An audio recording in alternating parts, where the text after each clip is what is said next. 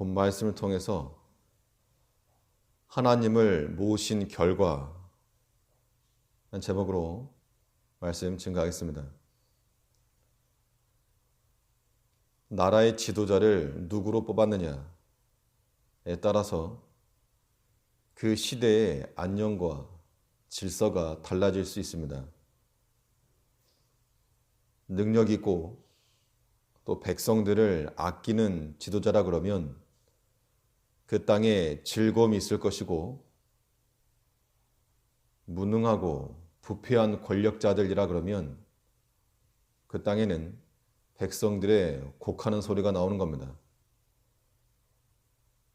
그런데 하나님은 능하실 뿐만 아니라 자기 백성을 지극히 사랑하시는, 질투하기까지 사랑하시는 그러한 주권자이시므로 하나님을 그 인생의 지도자로 모시는 백성들에게는 즐거움이 있을 거라는 겁니다.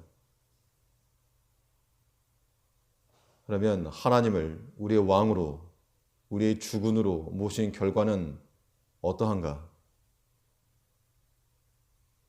본 말씀을 통해 살펴보면 하나님을 왕으로 모시는 그 백성들에게는 하나님께서 친히 우리의 도움이 되실 거라고 하는 겁니다. 하나님을 모시며 사는 백성들, 하나님께서 우리 도움이 되시는 겁니다. 하나님은 자신을 택하는 자들에게서 손을 거두지 아니하시고 그들의 도움이 되기를 기뻐하신다 그랬습니다. 173절을 보면 내가 주의 법도를 택하여 싸우니 주의 손이 항상 나의 도움이 되게 하소서.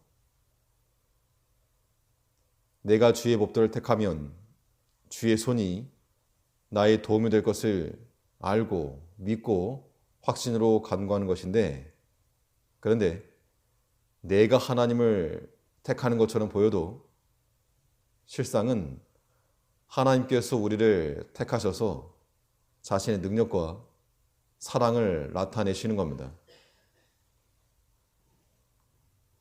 어린 자녀의 손이 부모의 손을 잡고 있어도 실상은 그 부모가 자녀를 붙들고 있는 것과 똑같습니다. 말씀은 우리에게 보이는 하나님과 같아서 그 말씀을 붙잡는 것은 곧 하나님의 손을 붙잡는 것과 같습니다. 그러면 그 하나님의 능력이 우리의 고사리 같은 손을 통해 전달되는 겁니다.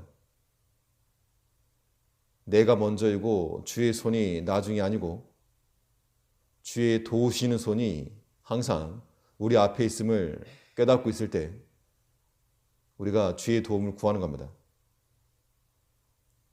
그러므로 우리가 할 수 있는 일이라고 하는 것은 주의 약속의 말씀을 믿고 신뢰하고 순종하는 것, 이것이 우리가 할 수 있는 일의 전부입니다. 그러면 하나님께서는 우리가 할 수 없는, 내 힘과 실력이 미치지 못한 그러한 이상의 일들을 하나님께서 감당하게 하시는 겁니다. 그래서 주를 섬기고 그 말씀의 길을 따라가는 자들에게는 주의 손이 우리의 도움이 돼서 내가 감당할 수 없는 일들도 감당케 하시는 겁니다. 모세는 애굽으로 보내시는 하나 앞에서 입이 뻣뻣하고 둔하고 그래서 감당하지 못하겠습니다 라고 했을 때 능력의 하나님께서 그 실력으로 할 수 없는 일들을 하게 하신 겁니다. 사람을 붙여주시고 또 그의 능력을 통해서 사람에게서 나올 수 없는 일들을 행하신 겁니다. 또 다윗이 하나님의 성전을 건축하고자 하는 그런 결심을 가졌을 때 온 백성들이 일어나서 많은 금과 은과 재료들을 가져오는 바람에 다윗 자신의 재산으로는 할 수 없었던 그 이상의 일을 하게 하신 겁니다. 우리 믿음이라고 하는 것은 내가 가지고 있는 것, 내 실력만 가지고 행하는 것이 아니고 거기에 플러스해서 하나님의 도우심과 그 능력까지 붙이는 겁니다. 그러면 믿음 안에서 불가한 일이 없을 것이고 믿음 안에서 능치 못할 일이 없는 겁니다. 나의 일을 이루는 것이 아니라 하나님의 일을 이루고자 할 때, 그래서 우리에게는 믿음이 필요합니다. 우리가 주를 믿고 온전히 신뢰하고 나아가게 되면 하나님의 도우시는 손이 항상 우리와 함께 하실 것을 의심하지 말고, 믿지 아니하는 자들은 돈 의지하고 사람 의지하고 권력에 기대하겠으나 하나님을 모시는 우리는 오직 주의 말씀만이 우리의 선택지가 되고 우리의 길이 되어야 됩니다. 그런데 그렇지 못하고 여전히 돈이 우리의 의지하는 바가 되고 사람이 의지하는 바가 되고 그래버리면 하나님을 모시는 자가 아닌 겁니다. 하나님께서 우리의 왕으로 주군으로 계시면 우리의 도움이 우리 앞에 있으므로 우리가 즐거움 가운데 또 하나님 능력 안에서 능치 못할 것이 없을 줄 알고 항상 그 자비로우신 하나님께 간구하며 나가는 우리가 되어야 되겠습니다.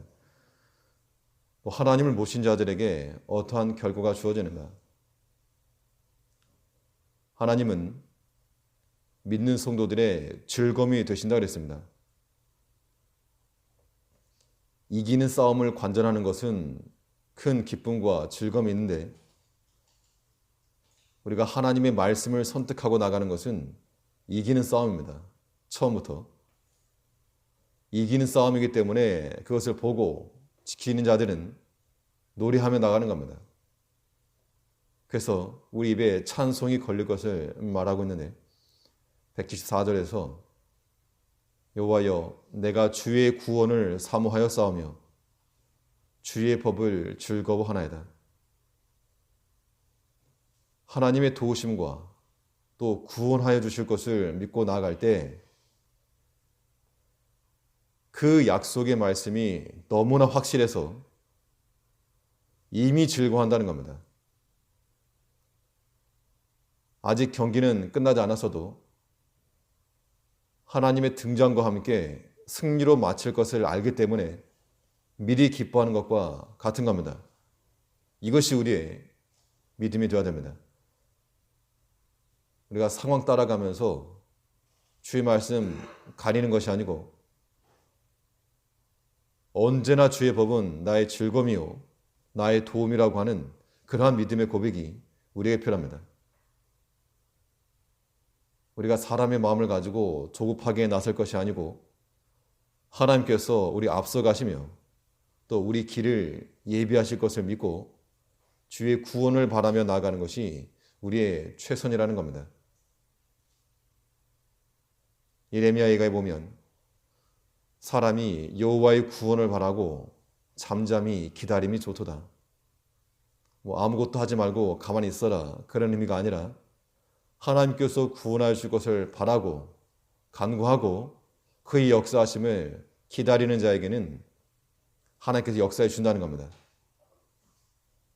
오직 하나님만 구하고 그 길을 따르는 것.